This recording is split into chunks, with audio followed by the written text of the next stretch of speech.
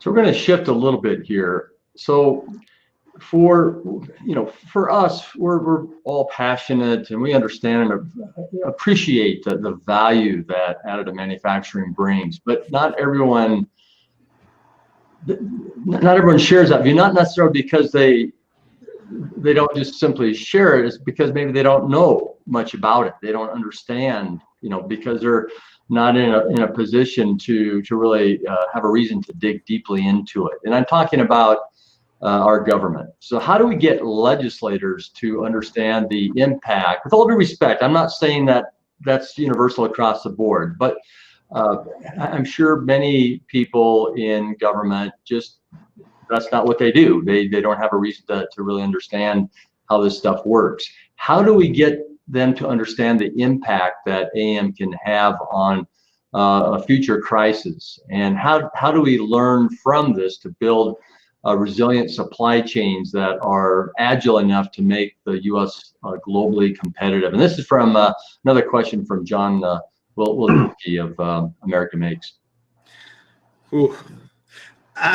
Two thoughts jump to mind for me. I mean, the first thing I would say is COVID did a pretty good job, frankly, of ringing some alarm bells, I think, for the government. Now, I can't speak to every player in the government. The interactions we've had with different parties in the government, there's a lot of enthusiasm in certain corners about going all in on some serious investments in a distributed supply chain and how do we respond to crises like this in the future. And there are others who say, not our thing to worry about so much, and maybe we'll let states worry about that more. I think the one thing, though, that's one point. I think there are pockets that already care very much. The second thing I would highlight, though, is that for America to be competitive in a future manufacturing world, we have to understand things are moving in the direction of an increasingly robotic, autonomous manufacturing path. And so to get an understanding on that front, that there are certain tides of change that are happening, whether people like it or not.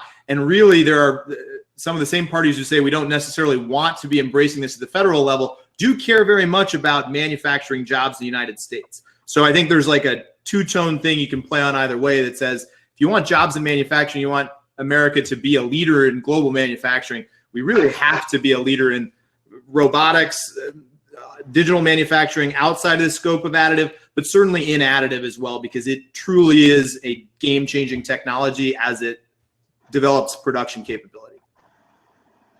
So I think that's a really good summary, Cullen. I think, for me, it really starts with communication, right? It really means opening up those dialogue, that channel between the government and industry, making sure that they understand the benefits and taking this whole COVID experience as a model to be able to show how 3D printing can fit in to be able to solve these crises immediately, the flexible capabilities of the solution.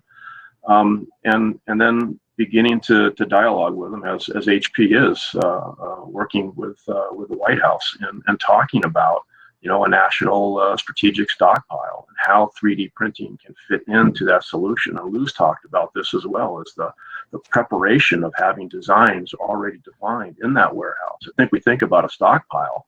I think people think about individual parts, right, on an inventory or on a shelf in inventory. It's changing the mindset of the community, both industry and government, to be able to understand how 3D printing can fit in and then take advantage of those benefits in a time of crisis. And again, showcasing it with what's transpired over here the last few months with the COVID crisis. So Mike, are you referring to digital inventories where you would have a capacity of machines and materials available, and maybe distributed in places across the U.S. where things could be manufactured on demand when another crisis hits? Absolutely, yes. That's a huge benefit, and why not, right? Because we talk about the flexibility of this capital. We could be making automotive parts and aerospace parts one day, but if that crisis hits and we're organized and we have a digital warehouse and we have regulations or processes in place to be able to make it easy and understanding what it is that's needed to be able to replace the PPE. It was a big gap we had with COVID, right? we didn't know what we needed. There weren't defined expectations. And so people had to kind of figure that out. We've learned that. So if we can document that in this digital warehouse, have these assets available worldwide, not just in the US, then you're able to respond much more effectively than we did here. We got to take advantage of those lessons learned.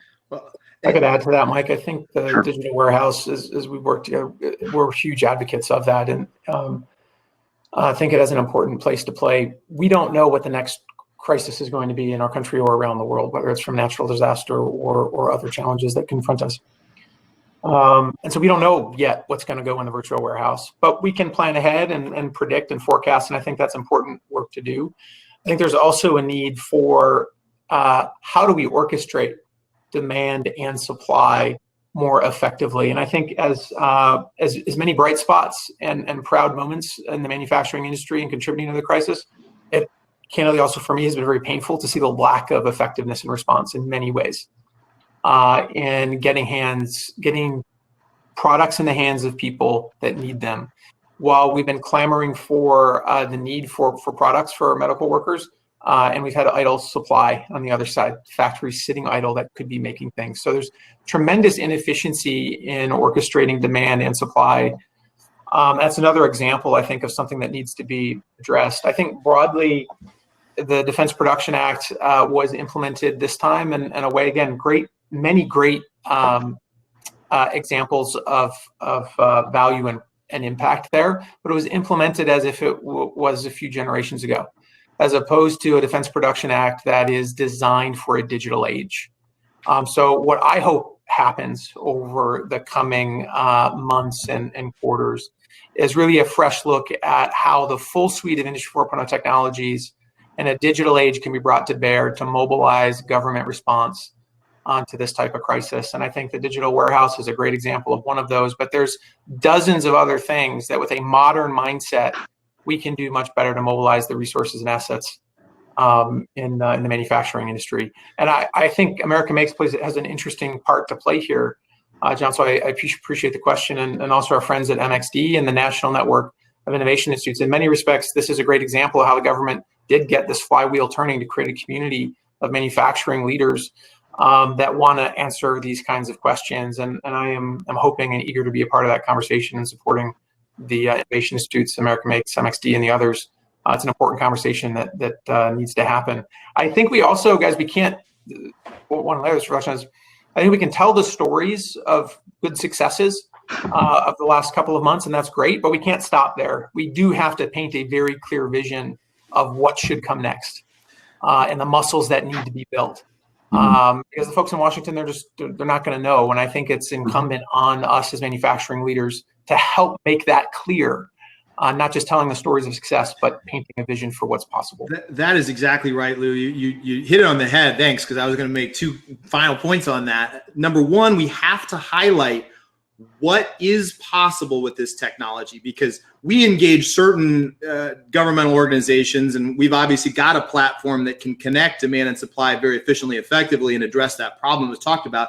And we found that certain government organizations said, well, we've kind of got our stuff in place. We're going to go ahead and stick with what we've got. So they weren't comfortable with the notion. They have to, A, understand these options do exist and they work. And then the second thing, you come back to it, how do you get government to act?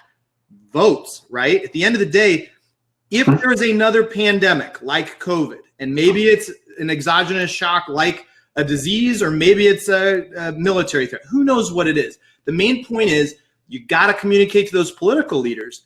If these solutions existed today and you had COVID to learn about it, fool me once, right? Shame on you. Fool me twice, shame on me, right? Like, this existed, and if you didn't take this opportunity and this COVID shock to say we need to put these solutions in place, you're going to lose your spot in office, because the voters aren't going to accept that you have this opportunity to learn and you didn't take it and take actions on it.